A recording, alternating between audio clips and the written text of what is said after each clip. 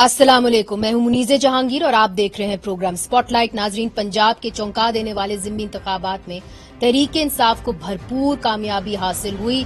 15 नशिस्तों पर तहरीक इंसाफ जीती। नून लीग को 4 नशिस्तें मिली और एक आजाद उम्मीदवार कामयाब हुए। नून लीग ने बड़े बावकार तरीके से अपनी शिकस्त को तस्लीम किया। आज मौलाना फजल रहमान, आसिफ अली जरदारी और नवाज शरीफ के दरमियान टेलीफोनिक राब्ता हुआ। जराये के मुताबिक तीनों का ये मौकफ था कि बढ़ती हुई महंगाई का बदला अवाम ने लिया और तीनों रहनुमाओं ने आम इंतखाबात करवाने के मुतालिक तजावीज पर गौर किया। अब पाकिस्तान का सबसे बड़ा सूबा नून लीग के हाथ से निकल गया है और नून लीग की हुकूमत सिर्फ इस्लामाबाद तक महदूद होकर रह गई है। अब सब ये सवाल कर रहे हैं कि पंजाब, सिंध, बलूचिस्तान, खैबर पख्तूनख्वा, आजाद कश्मीर और गिलगित बल्तिस्तान में कहीं भी नून लीग की हुकूमत नहीं है, तो फिर इस्लामाबाद में बैठकर मुल्क के बाकी हिस्सों पर हुकूमत करना किस तरह मुमकिन होगा। पाकिस्तान में बहुत सारे तजुर्बात किए गए हैं, लेकिन ये पाकिस्तान की तारीख में पहली दफा होगा कि वफाकी हुकूमत इस्लामाबाद तक महदूद हो जाएगी, जबकि इमरान खान कह चुके हैं कि मौजूदा बहरान का हल जल्द अज जल्द इंतखाबात है। एक ही रास्ता है हमारा, और वो एक रास्ता है साफ और शफाफ इलेक्शंस करवाने का। जिस तरह का इन्होंने पंजाब में इलेक्शन करवाया, ऐसा अगर इलेक्शन करवाना है और अगर ये इसी तरह के आगे इलेक्शन करवाने हैं, मैं आपको यकीन दिलाता हूं कि इससे बुरहान पड़ेगा, कम नहीं होगा। हर बार इस्तेमाल किया गया हमें इलेक्शन हराने का। सारी जितनी पंजाब की हुकूमत के पास जितने भी तरीके थे हमें इलेक्शन हराने के, उन्होंने सारे इस्तेमाल किए। एक तो स्टेट मशीनरी पूरी इस्तेमाल की, FIRs काटी, पुलिस के जरिए डराया धमकाया गया। हर जगह से हमारे पास कंप्लेंट्स आए कि जो पुलिस ने हरकतें की। एक वो याद है मुझे, जिस पुलिस ऑफिसर ने सिर्फ यही नहीं कि उन्होंने मुदाखलत की, वो बल्कि नून लीग के जाले बन के उन्होंने हमारे खिलाफ एक्टिविटी की। हमें एक याद है, लेकिन मुझे जो सबसे ज्यादा जो अफसोस है वो ये चीफ इलेक्शन कमिश्नर के ऊपर है। चीफ इलेक्शन कमिश्नर ने जो बददियानतदारी की है, एक तो अहलियत भी इसके अंदर नहीं है। 40 लाख लोगों को इन्होंने उनको पता चला कि जी वो कोई कंप्यूटर मिस्टेक हुई और मर गए। कहीं दुनिया के अंदर और अगर ये होता, 40 लाख वोटर मर जाते, उसको रिजाइन करना पड़ता। लेकिन उसके अलावा इसने पूरी तरह शिरकत की नून लीग को जिताने के लिए। इस वक्त हमारे साथ हैं नून लीग के शाहिद खाकान अब्बासी साहब, जो साबिक वजीर आजम हैं और अपनी जमात के सीनियर नायब सदर हैं। बहुत बहुत शुक्रिया जी, आपने हमें ज्वाइन किया। अब क्या होएगा? क्या आपने मुशावरत की है और क्या अब नून लीग के अंदर क्या राय है कि क्या इस साल ही इंतखाबात होंगे या अगले साल जब असेंबलीज अपनी मुद्दत पूरी करेंगी तब इंतखाबात होंगे? असेंबलीज, हम तो पहले कह रहे हैं असेंबली अपनी टर्म पूरी करेगी, तमाम असेंबलीज को करनी चाहिए। 17 अगस्त 2023 तारीख है, कौमी असेंबली इंशाल्लाह उस वक्त तक चलेगी। मगर आपको इसमें कोई रुकावट नजर नहीं आती, क्योंकि सबसे बड़ा सूबा जो है वो आपके हाथ से निकल चुका है, आपकी जो हुकूमत है वो इस्लामाबाद तक महदूद होकर रह गई है। कितना मुश्किल होगा हुकूमत करना? कोई मुश्किल नहीं है। सूबाई हुकूमतें पहले भी हमारे साथ नहीं रही। वफाक अपना काम करता है, सूबे अपना काम करते हैं, आइन में बड़ा क्लियरली डिफाइंड है। बल्कि ये मुल्क में जमहूरियत के लिए एक बहुत अहसन चीज होती है कि तमाम मिलकर काम कर सकें मुल्क के लिए। अगर सूबा जाता है जो कोलिशन है PTI और PMLQ की, हम उस बात का एहतराम करते हैं। वो अपना काम करें, हम अपना काम करेंगे। और जो शेख रशीद साहब कह चुके हैं कि जी अब निगरान हुकूमत की तरफ हमें जाना चाहिए, हमें जल्द से जल्द इलेक्शन की तरफ जाना चाहिए। जाहिर है अगर जल्द से जल्द इलेक्शन की तरफ अगर ये नहीं जाते तो वो भी कुछ इकदाम उठा सकते हैं, यहाँ तक कि वो आइन के अंदर रहकर जो कदम उठाएं काबिल कबूल है। वो सूबाई हुकूमतों को डिसॉल्व भी कर सकते हैं, इस्तीफे भी दे सकते हैं। जी कर दें, इलेक्शन हो जाएंगे, सूबाई हुकूमतों बाई इलेक्शन हो जाएंगे। जी हो जाएंगे, बाई इलेक्शन हो जाएंगे, नहीं इलेक्शन हो जाएंगे। जो छोड़ेगा, अगर असेंबली डिसॉल्व करते हैं तो इलेक्शन होंगे, अगर जो छोड़ेगा तो बाई इलेक्शन हो जाएंगे। इतनी बड़ी तादाद में बाई इलेक्शन करना मुश्किल नहीं होगा? बिल्कुल, आइन और कानून तो यही कहता है। اب پنجاب میں کیا ہونے لگا ہے؟ اس لیے چونکہ is it not clear cut, کئی جگہوں پہ کہا جاتا ہے کہ جی پرویز الہی صاحب ہی اگلے وزیر اعلیٰ ہوں گے، مگر آپ کی پارٹی کے کچھ لوگ یہ کہہ چکے ہیں، نہال ہاشمی صاحب جس طرح کے، انہوں نے کہا کہ نہیں جی زین قریشی بھی ہو سکتے ہیں وزیر اعلیٰ. آپ کی کیا اسیسمنٹ ہے؟ چونکہ آپ، میرا نہیں خیال کہ نہال ہاشمی صاحب فیصلہ کریں گے کہ کون امیدوار ہوگا. مگر نہیں ظاہر ہے، مگر وہ انہوں نے بیان تو دیا ہے، انہوں نے بیان تو دیا ہر آدمی دے ہے. سکتا اب ہے، سیاسی، لیکن میں نہیں سمجھتا ہوں کہ نہال ہاشمی صاحب فیصلہ کریں گے. آپ کی اپنی رائے کیا ہے؟ آپ کیا دیکھتے ہیں؟ آپ تجربہ کار سیاستدان ہیں، وزیر اعظم رہ چکے ہیں. ہم نے تو الیکشن لڑنا ہے. ہمارے امیدوار حمزہ شہباز صاحب ہیں. الیکشن ہونا ہے 22 کو، عدالت کے حکم کے مطابق جو اس میں جیتے گا حکومت بنائے گا، جو اس میں ہار جائے گا اپوزیشن میں بیٹھے گا. آپ کو کوئی اسیسمنٹ آپ کی نہیں ہے کہ what really will be the P T I P M L Q joint candidate? نہیں، میں اس کے بارے میں کوئی نہ سوچ رکھتا ہوں، نہ اس پہ وقت ضائع کرتا ہوں. جس کو مرضی وہ کھڑا کر دیں، یہ ان کی ثوابدید ہے. اور اس وقت نون لیگ کے اندر کوئی ایسی رائے نہیں ہے کہ جی ہمیں اسمبلیز کو تحلیل کرنا چاہیے؟ چونکہ کچھ ذرائع یہ کہہ رہے تھے کہ آج جو بات چیت ہوئی ہے 3 لیڈران کے درمیان، آصف علی زرداری، مولانا فضل الرحمان اور میاں نواز شریف، انہوں نے غور و فکر کیا ہے اس کے اوپر کہ جی جلد الیکشنز ہونے چاہیے، let's call for snap elections. مجھے اس بات کا علم نہیں ہے، لیکن یہ کولیشن پارٹنرز ہیں، اس میں دیگر جماعتیں بھی ہیں، اگر وہ فیصلہ کرتے ہیں تو ہو جائیں گے. میری رائے نہیں ہے کہ ہمیں الیکشن کروانے، آج الیکشن ملک کے مفاد میں نہیں ہے. جس وقت جو آج آپ کی معیشت کی حالت ہے، کوئی کیئر ٹیکر سیٹ اپ اس کو نہیں چلا سکتا. یہ 90 دن کے متحمل آپ کا ملک نہیں ہو سکتا. آج ملک کی بات کریں، آج سیاست کرنا، حکومت کرنا بہت مشکل کام ہے. اس کی آپ کے سامنے ایک مثال موجود ہے کہ ہم نے قیمت ادا کی ہے. یہ ہمارے اس فیصلے کی ہے جب ہم نے ملک کے مفاد کو سامنے رکھا، اپنے سیاسی مفاد کو قربان کیا. ہمیں پتا تھا کہ بہت مشکل فیصلے کرنے پڑیں گے، اور کیے ہیں ہم نے، اس کی قیمت ادا کر دی ہے. جب آپ کہتے ہیں کہ آپ نے اس کی قیمت ادا کی ہے، ظاہر ہے جب اتنا بڑا الیکشن ہوتا ہے 20 سیٹوں کے اوپر، پنجاب کے اندر آپ کا اسٹرانگ ہولڈ ہے، تو پھر اس کے بعد کوئی سیلف ریفلیکشن بھی ہوتی ہے سیاستدانوں کی. کرنی چاہیے. تو آپ کی اپنی کیا اسیسمنٹ ہے کہ آپ کی شکست کا جو واحد تو نہیں، کچھ اور ریزنز کیا تھے؟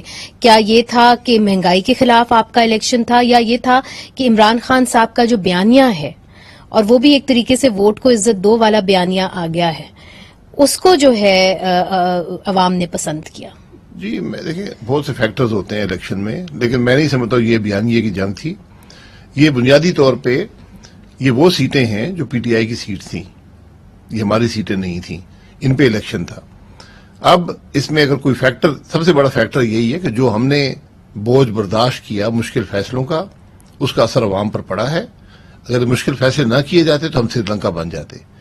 ہم نے وہ کیا، اور ہمیں بالکل اس بات کا پہلے دن سے ہمیں اعتراف تھا کہ ہمیں اس کی قیمت ادا کرنی پڑے گی، اور قیمت ہم نے ادا کی ہے. سو آپ کو لگتا ہے کہ مہنگائی ہی وہ ایک فیکٹر تھا؟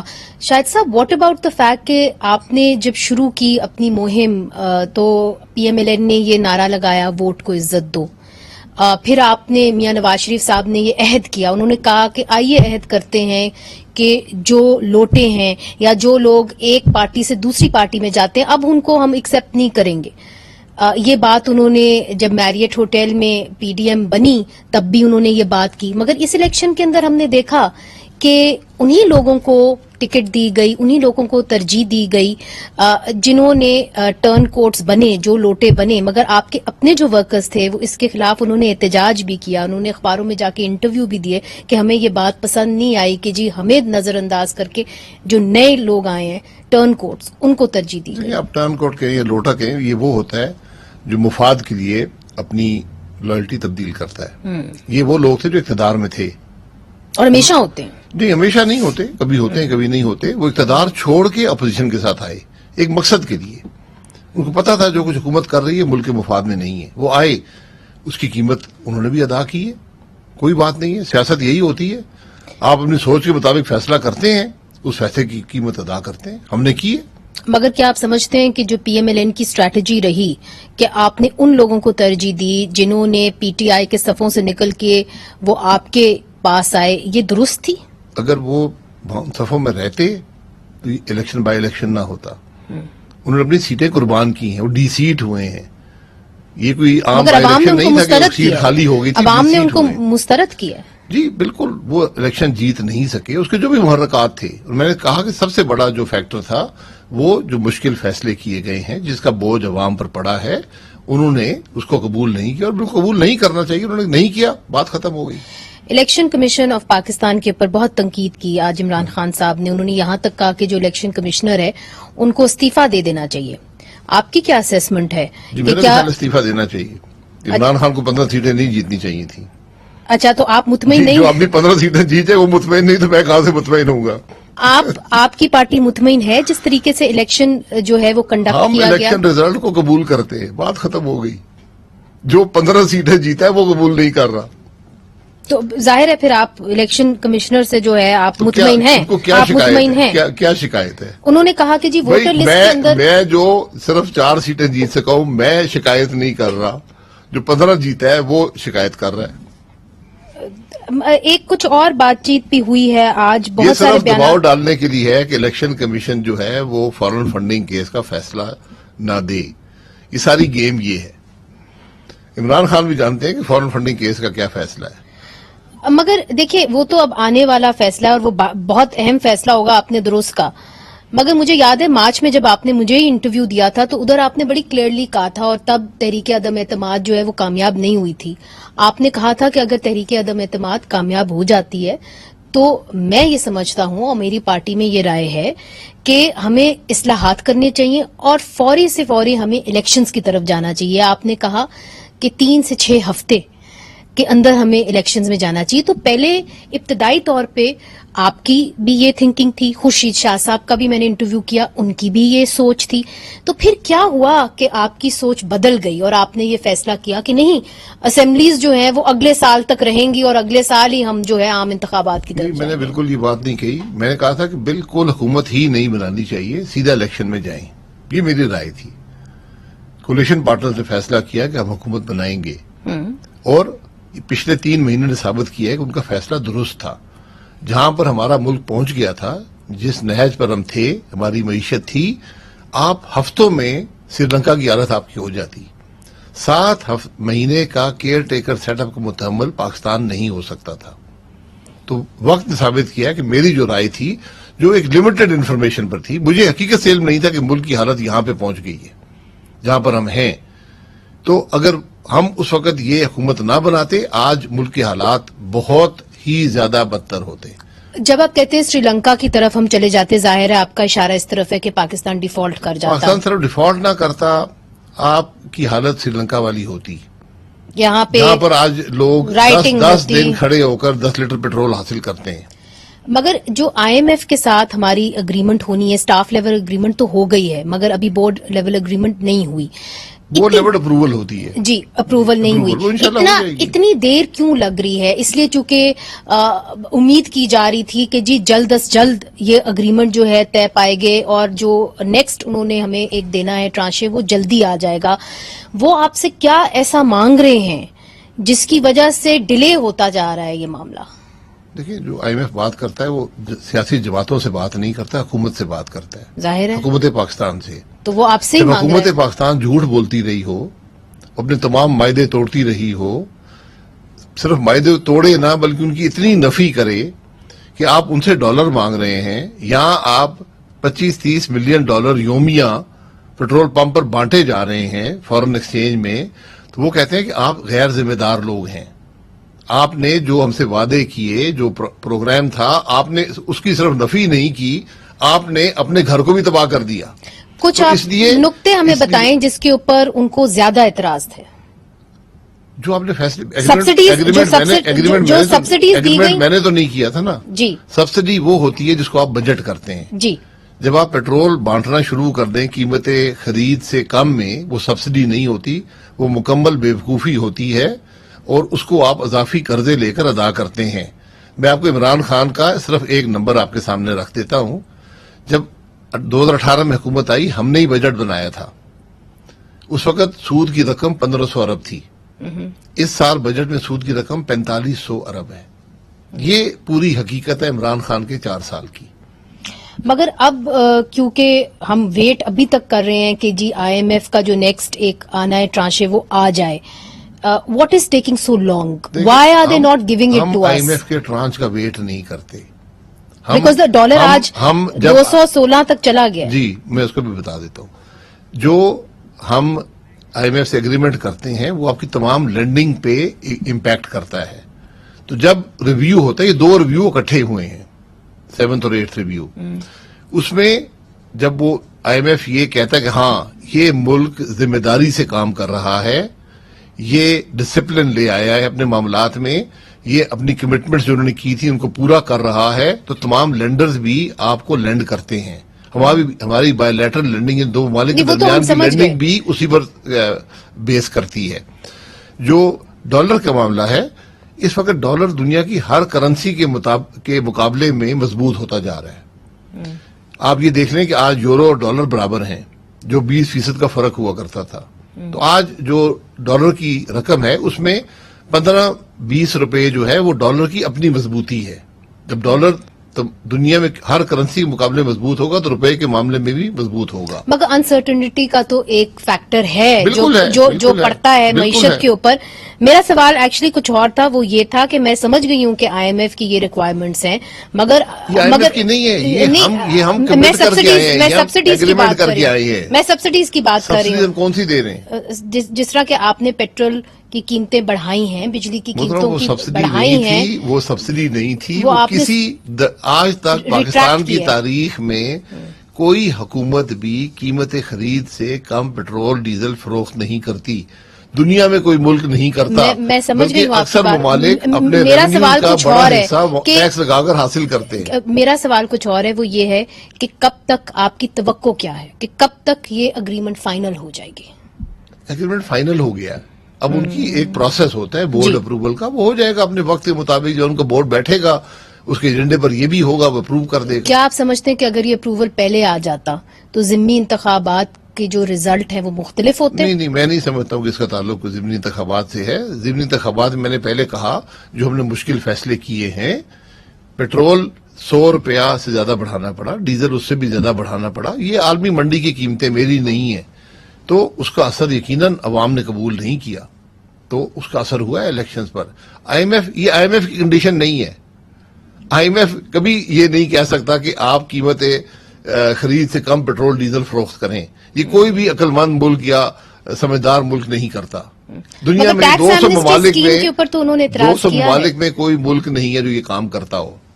नहीं, वो बात तो है, वो बात तो दुरुस्त है. तो स्पेशली जब आप IMF प्रोग्राम में हो और आप ये काम शुरू कर दें तो ये आपकी ज़हनी कैफियत की अक्कासी करता है.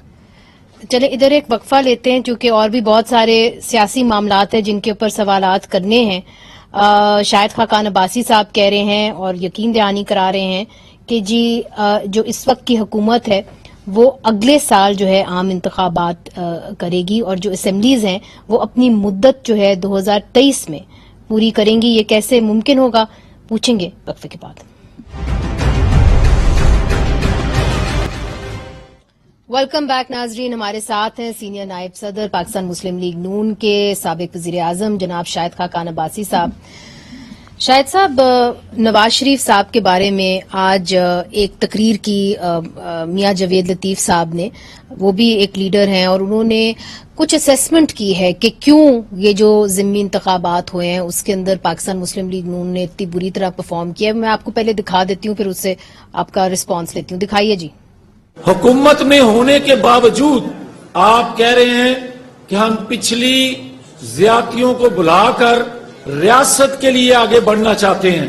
भाई आप आगे बढ़े, अच्छी बात है, मगर आपको ये अवाम मैंडेट नहीं दिया अवाम ने कि जिन लोगों ने 70 सालों में गलतियां की, तबाही और बर्बादी की इस मुल्क की, आप उनको बेल आउट कर दें. लोगों की हद हो गई है बर्दाश्त की. अगर आज नवाज शरीफ पाकिस्तान ना आए और आज अगर नवाज शरीफ ने सच ना सब कुछ कह दिया, और नवाज शरीफ को अब सारा सच कहना पड़ेगा. जमात जो है ये तो अपनी जगह, जमातें कौमी जमातें टूटती रहती हैं, तोड़ती रहती हैं. जमात छोटी चीज है. रियासत को बचाने के लिए नवाज शरीफ को आना पड़ेगा. आना चाहिए, आएंगे।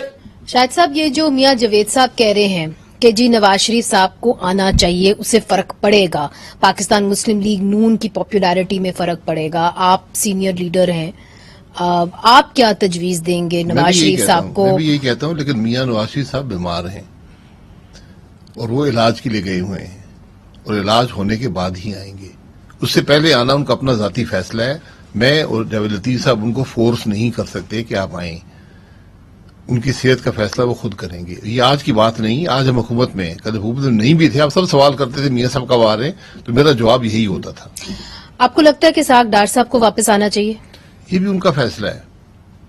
अगर इसहाक डार साहब के साथ हमने जो इंसाफ उनको यहां पर दिया है, अगर उसको मैं सामने रखूं तो मैं कहूंगा उनसे कि ना आए। जिस आदमी का घर भी आप कब्जे में लेकर फरोख्त कर दें और कहें जी गलती हो गई है, ये कौन सा इंसाफ है? आपने कभी इसकी बात की? आप जरा इसहाक डार साहब पे क्या इल्जाम है और उनके साथ क्या हुआ, उसको भी जरा अवाम के सामने रखें ना। मगर अब चूंकि हुकूमत आपकी है तो वो माहौल तो नहीं है जो पहले सबसे होता पहले था। कहेंगे जी अब वो आ गए हैं, बहुत बड़े मुजरिम हैं और अब भाग रहे अपने जुर्म से, उनको यहाँ पर सफाई मिल गई है। मैं ये कहता हूं ना, हमें आपने ट्राई करना है, अवाम के सामने करें, हम पे इल्जाम लगाएं। मुनीर जहांगीर पूछे यार तुमने ये जुर्म किया है, जुर्म तो अवाम के सामने रखे ना, हमारे जुर्म है क्या? इसहाक डार का जुर्म तो रख देना उसके सामने। मगर जुर्म को फेस करने के लिए सियासतदानों के ऊपर तो ये कई अरसे से लग रहा है, सियासतदानों ने फेस किया है एब्डो से लेके अब तक, ये कोई नई बात तो नहीं है। मगर जिस तरह के मियां जावेद साहब कह रहे हैं कि उनकी मौजूदगी से इलेक्ट्रेट पे असर तो पड़ता है, वोटर पे असर तो पड़ता है। बिल्कुल पड़ता है। तो नवाज शरीफ साहब ने फेस किया है। 9 साल मुशर्रफ तफ्तीश करता रहा, 4 साल इमरान खान करता रहा, और बाद में पता ये चला कि जो आदमी इमरान खान ने रखा हुआ था एहतसाब करने के लिए, वो सबसे बड़ा चोर खुद निकला, सबसे पहले इस मुल्क से वो भागा। तो ये तमाशे हमने बंद करने चाहिए। 13 साल आपने नवाज शरीफ का एहतसाब कर लिया है ना, उसने हुकूमत 12.5 साल की है, तो अब तमाशे बंद कर दें, अवाम के सामने रखें यार कौन सा जुर्म किया है, कौन सी करप्शन हुई है। मगर शाहिद साहब, आप, मुझे पता है कि आप you put up United face of the PMLN, मगर पीएमएलएन के अंदर वाज़े दो राय सामने आ रही है और अब लोग उसके बारे में ज्यादा बात कर रहे हैं। यही जावेद लतीफ साहब ने आज उसके हवाले से भी बात की और उन्होंने शहबाज शरीफ साहब के ऊपर तनकीद की है। क्या कहा है ये आपको दिखाते हैं कि जो हमें लोग कहते थे, डराते थे, दबाव में लाते थे इस बात पे कि अगर फौरी तौर पर अदम एतमाद करके आप हुकूमत में ना आए तो फलां आ जाएगा, फलां बैठ जाएगा किसी चेयर पे। कोई किसी किस्म का हमें उस वक्त भी न नोटिस था न हमने लिया था, मगर इत्तेहादी जमातों के हम फैसलों पर के पाबंद थे। तो ये जो मियां जावेद साहब कह रहे हैं कि हम क्यों बोझ उठाएं इस्टेब्लिशमेंट का, आप क्या कहेंगे? क्या पता नहीं क्या उनकी किस कॉन्टेक्स्ट में बात कर रहे हैं। वो काबीना के मेंबर हैं, वो अगर ये उनको इख्तलाफ है वज़ीर-ए-आज़म साहब से तो काबीना से इस्तीफा दे देना चाहिए। अगर इस्टेब्लिशमेंट का हमने कौन सा बोझ उठाया, हम तो मुल्क का बोझ उठाए हैं और वो बोझ हम उठाने को देखिए, तैयार हैं। आप लोग ही कहते थे कि इमरान खान साहब को इस्टेब्लिशमेंट लेके आई है, फिक्स्ड इलेक्शन था। जी बिल्कुल। तो दुरुस्त बात है। जो भी आप खुद कहते रहे कि जी उन्होंने इकॉनमी के लिए अच्छा नहीं किया, इकॉनमी को बिगाड़ इन्होंने ही कराया, तो अब जो बोझ आप मुश्किल फैसले आपने जो कहे, तो इसके अंदर इस्टेब्लिशमेंट का भी तो रोल था ना। मैं आफ्टर ऑल उस उनको मामले लाने वाले को- तो यही थे। जी, मैं उस मामले को दुरुस्त करने का बोझ उठा रहा हूँ, एस्टेब्लिशमेंट का बोझ नहीं उठा रहा। जो कुछ 4 साल में हुआ, इसको एक ठंडे दिल और दिमाग से जरा एनालाइज कर लें। इलेक्शन चोरी हुआ, एक हुकूमत आई जो गैर नुमाइंदा थी, उसने 4 साल में मईशत और हर चीज तबाह कर दी। इसमें जो हिस्सेदार हैं वो सबके सामने है। अब मैं हिस्सेदारों का बोझ अलग-अलग बर्दाश्त नहीं कर सकता। मैं तो मुल्क के मामलात ही बर्दाश्त कर सकता हूं और मैंने उनकी दुरुस्तगी करनी है और उसकी कीमत अदा करनी है। क्या आपको लगता है कि अब इस्टेब्लिशमेंट न्यूट्रल हो चुकी है और सियासत के अंदर मुदाखलत उसने खत्म कर दी? अल्लाह करे, ये वक्त बताएगा। मुल्क का एक आईन है, हम सबको उसके मुताबिक रहना चाहिए, ना न्यूट्रल होना चाहिए। हमें आईन के मुताबिक अपना रोल अदा करना है। उसको आप न्यूट्रल समझे तो न्यूट्रलिटी है। हमें मैं तो आपसे पूछ रही हूँ कि वो कर रहे हैं कि नहीं कर रहे, क्योंकि आप इस सियासी अमल से खुद गुजर रहे हैं। تو کیا آپ کا کیا میں نے کہا ایکسپیرینس نا، ہے؟ میں تو ملک کے حالات درست کرنے کی کوشش کر رہا ہوں. اس میں جو میری مدد کرے گا میں اس کے حق میں ہوں. فوج کا اپنا ایک رول ہے ملک کے اندر، وہ ادا کرتے رہیں. سیکیورٹی کا رول ہے، ملک میں استحکام کا رول ہے، اس کو ادا کریں. اور وقت کے ساتھ یہ جو غیر آئینی اثرات ہیں جو ہمارے ملک میں پیدا ہوئے وہ ختم ہونے چاہیے. اس ضمنی انتخابات میں وہ نیوٹرل رہے؟ اگر جنرل الیکشن چوری ہو سکتا ہے تو بائی الیکشن چوری کرنا بڑی بات نہیں ہے. میں اس طرف یہ گزارش کرتا تو ہوں. پھر کیا اس کا اسٹیبلشمنٹ آپ جو مرضی اثر لے لیں. ہم نے کوئی بیساکھیاں نہیں مانگی، ہم نے کوئی کوشش نہیں کی، حکومتیں بھی ہمارے پاس تھیں. جو کچھ ہوا آپ کے سامنے ہے. تو کیا آپ یہ رزلٹ کہہ رہے الیکشن کا اس بات کی عکاسی کرتا ہے کہ بالکل پاکستان کی تاریخ کا پہلا شاید 20 سیٹوں پہ الیکشن، جو بڑا الیکشن اکٹھے 20 سیٹیں ہوئی ہیں، فیئر ہوا ہے. تو آپ سمجھتے ہیں کہ یہ جو الیکشن ہوا ہے یہ فیئر ہوا ہے؟ مگر آپ نے یہ بھی ساتھ ساتھ کہہ دیا کہ اگر عام انتخابات کے اندر مداخلت ہو سکتی ہے تو پھر ضمنی انتخابات جی کے تو پھر اندر بھی ہو آج سکتی ہے. رزلٹ ہوتا کہ 15 سیٹیں پی ایم ایل این کی ہوتی اگر مداخلت ہوتی تو مداخلت نہیں ہوئی، پھر اسٹیبلشمنٹ نے مداخلت نہیں مداخلت کی کی. ضرورت نہیں تھی. ہم ضرورت نہیں سمجھتے ہیں مداخلت ہونی نہیں چاہیے. اور جو اگلے آرمی چیف ہوں گے کیا ان کو میاں شہباز شریف صاحب وزیر اعظم وہی اپوائنٹ ان کو کریں گے؟ جو اس وقت وزیر اعظم ہوا وہ اپوائنٹ کرے گا. آپ نے خود پارلیمانی ہی تو کہا تھے اسمبلیز جو ہے اپنی مدت پوری کریں گی، جی اگر اگلے سال تک جائیں پارلیمانی گے. نظام میں حکومت کسی وقت بھی بدل سکتی ہے، عدم اعتماد سے بدل سکتی ہے یا حکومت خود تحلیل کر دی جائے وہ بدل سکتی ہے. اس لیے جو اس مقررہ دن پر ہوا وہ آرمی چیف کو اپوائنٹ کر دے گا مروجہ طریقے کے مطابق. جو پہلے 6-8 سینئر لوگ ہوتے ہیں ان میں سے ایک کو سلیکٹ کر لیا جاتا ہے. جب آپ نے کہا کہ اسمبلیز تحلیل ہوتی ہیں یا عدم اعتماد ہوتا ہے، میں پوچھوں گی آپ سے کہ are you expecting any one of them? یہ میں پوچھوں گی. وقفہ لیتے ہیں، وقفے کے بعد حاضر ہوتے ہیں. پروگرام میں پھر سے خوش آمدید. ہمارے ساتھ ہیں سینئر نائب صدر سابق وزیر اعظم جناب شاہد خاقان عباسی صاحب. بریک سے پہلے آپ نے کہا کہ جو بھی اگلا لیڈر ہوگا وہی اگلے آرمی چیف کو وزیر اعظم ہوگا، وہی اگلے آرمی چیف کو جو ہے اپوائنٹ کرے گا. تو کیا آپ سمجھتے ہیں کہ یہ فیصلہ ہوگا آپ کی جماعت میں اور دیگر جماعتوں کے اندر کہ جی اسمبلیز کو تحلیل کر دینا چاہیے؟ Is that even an option? بالکل آپشن ہے. اگر جماعتیں سمجھتی ہیں کہ اس وقت ملک کی ضرورت تحلیل کرنے میں ہے، تحلیل کر دیں گی. آپ کی ذاتی رائے کیا ہوگی؟ میری ذاتی رائے تو ٹرم پوری کرنے کی ہے، کیونکہ آج آپ الیکشن کے متحمل نہیں ہو سکتے. جو آپ کی معیشت کی حالت ہے اس کا تقاضا ہے کہ آپ ملک کو استحکام دیں، پولیٹیکلی بھی اور اکنامکلی بھی. کیا آپ کو یہ خدشہ ہے کہ آپ کے خلاف بھی ووٹ آف نو کانفیڈنس آ سکتا ہے نیشنل اسمبلی میں؟ ہر وقت آ سکتا ہے جی. ووٹ آف نو کانفیڈنس کسی وقت بھی ہو سکتا ہے. مگر اس طرف کوئی اشارہ ہوا ہے یا آپ کو لگتا ہے کہ اتحادی جماعتیں اس طرف جائیں گی؟ نہیں، مجھے ایسا کوئی اشارہ نظر نہیں آیا. لیکن اتحادی جماعتیں ہیں، اگر وہ حکومت سے ناخوش ہیں یا حکومت کی پرفارمنس سے ناخوش ہیں تو یقیناً وہ اپنا فیصلہ کر سکتی ہیں. لیکن میں یہ سمجھتا ہوں کہ وہ بھی ملک کے حالات کو سمجھتی ہیں، وہ بھی ملک سے وفاداری کے تقاضوں کو سمجھتی ہیں اور وہ بہتر فیصلہ کریں گی. ان سب نے مہنگائی کے بارے میں بات کی، آپ نے بھی مہنگائی کے بارے میں بات کی. اب دیکھیے آئی ایم ایف کی جو کنڈیشنز ہیں اس کے بعد جب آپ کو ایک دفعہ آئی ایم ایف کا لون مل جائے گا تو پھر پی ایم ایل این مہنگائی کے بارے میں کیا کرے گی؟ چونکہ مشکل فیصلے آپ نے کر لیے، عوام کو ریلیف چاہیے، اس کے لیے کیا ہوگا؟ آئی ایم ایف کے لون کی نہیں ہوتی بات، ان کنڈیشنلٹیز کی ہوتی ہے جو آپ نے ایگریمنٹ کیا ہوا ہے. اور وہ میں نے نہیں کیا، وہ حکومت پاکستان نے کیا ہے. ٹھیک ہے، میں آج حکومت پاکستان میں ہوں، وہ میرا بھی ایگریمنٹ اس ہے. کنڈیشنز کے اندر رہ کے عوام کو کیا ریلیف مل سکتی ہے خاص طور پہ مہنگائی کے حوالے سے؟ جی عوام کو ریلیف ملے گی جب اکانومی میں استحکام آئے گا. جو آپ نے کمٹمنٹس کی ہیں، جو فائنینشیل ڈسپلن ہے، انہی کو آپ فالو کریں گے تو آپ کی اکانومی میں استحکام آئے گا، اسی سے عوام کو ریلیف ملے گی. تو آپ لوگوں کی پلاننگ ہے، آپ لوگوں کی چونکہ ایک بڑی سٹرونگ اکنامک ٹیم سمجھی جاتی ہے پاکستان مسلم لیگ نون، تو کس طریقے سے آپ عوام کو ریلیف دیں گے؟ کیا کچھ پروگرامز کو زیادہ اسٹرینتھن کریں گے یا آپ سمجھتے ہیں کہ آنے والے دنوں کے اندر قیمتوں کو کم کیا جائے گا، پیٹرول کی قیمتوں کو یا بجلی کی قیمتوں کو؟ دیکھیں ریلیف آپ کس کو کہتے ہیں؟ قیمت خرید سے کم پیٹرول بیچنا ریلیف ہوتا ہے؟ پاکستان میں آپ کا چوائسز ہیں، صرف یہ ہیں کہ ٹارگیٹڈ ریلیف دے، ٹارگیٹڈ ریلیف.